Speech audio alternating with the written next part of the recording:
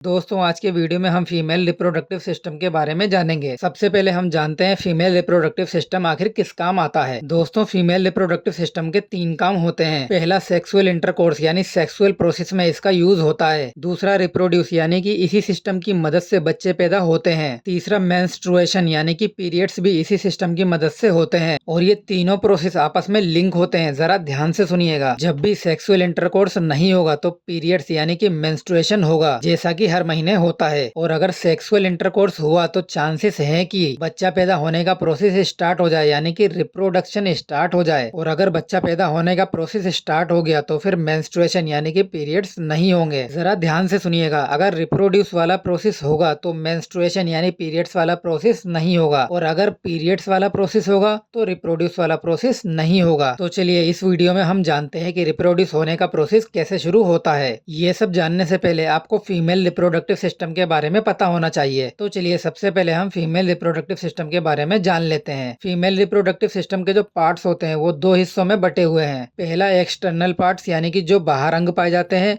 और दूसरा internal parts यानी जो अंदर की तरफ पाए जाते हैं। एक्सटर्नल पार्ट्स में labia majora, labia minora, clitoris, vaginal opening, hymen, urethral opening, ये सब आते हैं। अगर आप इन सभी को एक ही शब्द के जरिए बुलाना चाहते हो तो आप कहोगे वल्वा। अगर किसी ने आपसे कहा वल्वा तो इसका मतलब है ये सारे एक्सटर्नल पार्ट्स। ठीक है, तो चलिए अब हम इंटरनल पार्ट्स के बारे में जान लेते हैं। इंटरनल पार्ट्स में आपको ये सीक्वेंस याद रखना है कि सबसे पहले आपकी वजाइना आएगी, फिर सर्विक्स आएगा, फिर यूट्रस आएगा, फिर आएंगी फैलोपियन ट्यूब्स, और फिर आएंगी ओवरीज। अब आपको एक्सटर्नल पार्ट्स और इंटरनल पार्ट्स के बारे में पता चल गया, तो हम आगे बढ़ते हैं। दोस्तों फीमेल रिप्रोडक्टिव सिस्टम में 2 ओवरीज होती हैं, जिनमें से कोई भी एक ओवरीज एक ओवम यानी कि एक एग को हर महीने निकालती है। जब ओवम ओवरी से बाहर निकलता है तो उसे हम कहते हैं ओव्यूलेशन। जैसे ही ओवरी ओवम को निकालती है वैसे ही फैलोपियन ट्यूब में एंटर कर जाता है और धीरे धीरे इस वाले सेक्शन पर पहुंच जाता है, जिसे हम एम्प्यूला कहते हैं, जो कि बहुत ज्यादा चौड़ा होता है। और अब इसी सेक्शन में ये ओवम एक राजकुमारी की तरह अपने राजकुमार का इंतजार करेगी। ये इंतजार एक दिन तक चलता रहेगा। अगर एक दिन के अंदर अंदर यानी कि 24 घंटे के अंदर अंदर राजकुमार यानी कि स्पर्म नहीं आया तो फिर ये राजकुमारी मर जाएगी, क्योंकि ये ओवम उस राजकुमारी की तरह होती है जो अपने राजकुमार के बगैर जिंदा नहीं रह पाती है। ये ओवम उस राजकुमारी की तरह होती है जो अपने राजकुमार से बहुत ज्यादा प्यार करती है और उसके बगैर जिंदा नहीं रह सकती। मान लीजिए 24 घंटे के अंदर अंदर अगर स्पर्म यानी कि राजकुमार नहीं आया तो ये उसकी याद में तड़प तड़प कर अपनी जान दे देगी। और अगर इस राजकुमारी ने अपनी जान दे दी तो क्या होगा, चलिए समझते हैं। दोस्तों फीमेल रिप्रोडक्टिव सिस्टम में जो यूट्रस होता है, जिसे हम गर्भ कहते हैं, जिसमें बच्चा धीरे धीरे बड़ा होता है, ये यूट्रस हर महीने राजकुमार राजकुमारी यानी ओवम स्पर्म के लिए एक बिस्तर तैयार करता है, ताकि ये दोनों एक दूसरे से मिलने के बाद इस बिस्तर पर आराम कर सकें और अपनी जिंदगी को आगे बढ़ा सकें, यानी कि ये दोनों मिलकर एक बच्चे को बना सकें। और दोस्तों इन्हें जिंदगी में आगे बढ़ने के लिए यानी कि बच्चा पैदा करने के लिए जिस जिस सामान की यानी कि जिस जिस खाने पीने की जरूरत होती है वो सब यहाँ पर इन्हें मुहैया कराया जाता है, जिससे कि सॉफ्ट टिश्यू की लेयर्स बनाई जाती हैं और उसमें बहुत ज्यादा ब्लड सप्लाई की मात्रा बढ़ाई जाती है। लेकिन अगर ओवम और स्पर्म नहीं मिले तो सबसे पहले ओवम मर जाएगा और फिर उसके बाद ये सारा बिस्तर टूटकर गिरने लगेगा। और जब ये बिस्तर धीरे धीरे टूटकर वजाइना के थ्रू बाहर आएगा, इसी को हम पीरियड्स यानी कि मेंस्ट्रुएशन कहते हैं। तो अब आपको समझ में आ गया होगा कि पीरियड्स कैसे होते हैं और क्यों होते हैं। तो चलिए अब हम अपने दूसरे पहलू की तरफ आते हैं और ये जानने की कोशिश करते हैं कि अगर एक दिन के अंदर अंदर यानी कि ओवम जब तक जिंदा है तब तक स्पर्म आकर उससे मिल गया, जब स्पर्म ओवम से मिलता है यानी कि राजकुमार जब राजकुमारी से मिलता है तो इसे हम कहते हैं फर्टिलाइजेशन। और जब ये दोनों एक दूसरे से मिल जाते हैं तो ये एक जिस्म और एक जान बन जाते हैं, इसलिए इन्हें हम एक सिंगल नाम से जानते हैं, जिसे हम कहते हैं फर्टिलाइज्ड ओवम। और अब ये फर्टिलाइज्ड ओवम धीरे धीरे यूट्रस में नीचे आएगा और जो बिस्तर तैयार किया गया था ये उस पर आकर बैठ जाएगा। और जैसे ही ये फर्टिलाइज्ड ओवम इस बिस्तर पर आकर बैठेगा तो बेबी बनने का प्रोसेस स्टार्ट हो जाएगा, जो कि 9 महीने तक चलता रहेगा। और अब 9 महीने तक कोई पीरियड्स नहीं होंगे, क्योंकि जो बिस्तर टूटकर गिरता है उस पर अब आराम करने वाला कोई आ गया है, इसलिए बिस्तर के टूटने का कोई मतलब नहीं है। तो दोस्तों उम्मीद करता हूँ कि फीमेल रिप्रोडक्टिव सिस्टम में आपको थोड़ा बहुत समझ आया होगा। अगर नहीं आया होगा तो कमेंट कर दीजिएगा।